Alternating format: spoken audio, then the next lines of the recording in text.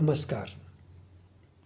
आशा करता हूँ आप परमपिता परमात्मा की असीम कृपा से खुशहाल होंगे।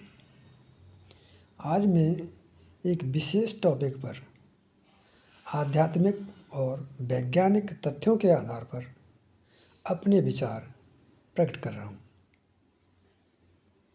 क्या मनुष्य कर्म करने के लिए स्वतंत्र है या फिर यूनिवर्स का इसके पीछे कोई संयोजन है? अभी तक मनुष्य ये जानने में असमर्थ है, क्या वास्तव में ही प्रकृति हमसे कार्य करा रही है या खुद हम स्वतंत्र हैं कार्य करने के लिए? इसके ऊपर आज हम डिस्कस करेंगे।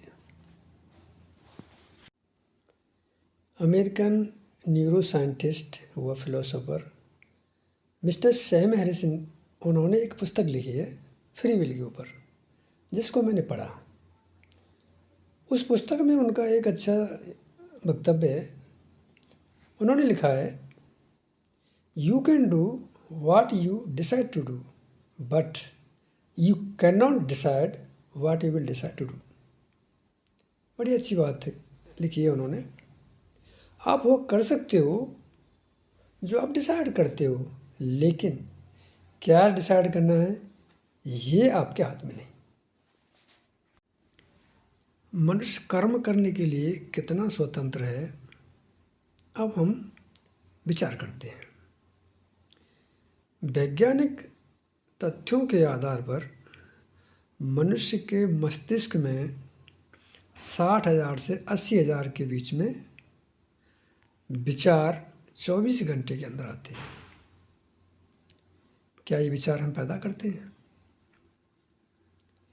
अगर पैदा करते हैं तो इन्हें हम रोक भी सकते हैं, लेकिन हमने देखा है जब हम ध्यान में जाते हैं तो कितने ज़्यादा विचार आते हैं और उन्हें हम रोकने की भी कोशिश करते हैं, लेकिन नहीं, उन्हें हम नहीं रोक पाते।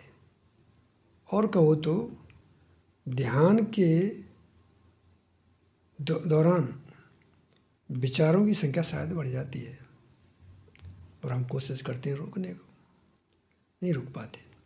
जब हम अपने विचारों को रोक ही नहीं पाते हैं तो उन्हें पैदा कैसे कर सकते हैं? और कोई भी कर्म, आप देखो, कोई भी कर्म ऐसा हो जो बिना विचारों के पैदा होता हो। पहले विचार आता है और फिर उसी विचार के आधार पर हम कर्म करते हैं। तो विचार हम पैदा ही नहीं कर सकते जो कर्म को पैदा करता है। विचार कर्म को पैदा करता है और विचार हम पैदा नहीं कर सकते, तो कर्म हमारा कैसे हुआ? ये सोचने की बात है। अब हम एक उदाहरण लेते हैं। मान लो मुझे प्यास लगी है और मुझे 1 गिलास पानी पीना है, तो मैं पानी पीने के लिए कितना स्वतंत्र हूँ? अब समझिए, प्यास किसको लगी? शरीर को लगी। शरीर है तो प्यास है। अब इस शरीर किसका है? शरीर आपने तो नहीं बनाया। जब शरीर आपने नहीं बनाया तो प्यास आपकी नहीं है, प्यास तो शरीर को लगी हुई है। फिर अब जो पानी आप पी रहे हो वो आपका अपने विचारों से पैदा हुआ नहीं है। पानी पीने का जो विचार आया वो शरीर की एक इच्छा पैदा हुई। शरीर को डिमांड थी, शरीर की इच्छा थी, शरीर को पानी की ज़रूरत हुई, तो वो विचार पैदा हुआ और शरीर मैंने पैदा नहीं किया। तो पानी पीने का जो कर्म है वो मेरा कहाँ है? अब एक समस्या पैदा होती है कि कर्म हमारे हाथ में नहीं है, तो अनेकों कर्म ऐसे हैं जो गलत कर्म होते हैं। मान लीजिए चोर चोरी करता है, तो चोर तो उसके लिए दोषी नहीं होना चाहिए, क्योंकि कर्म उसके हाथ में नहीं है। लेकिन जब वो चोर अदालत में जाता है तो वहाँ उसको दंड मिलता है। अब इसको समझने की ज़रूरत है कि चोर जो कर्म कर रहा है वो भी उसके हाथ में नहीं है।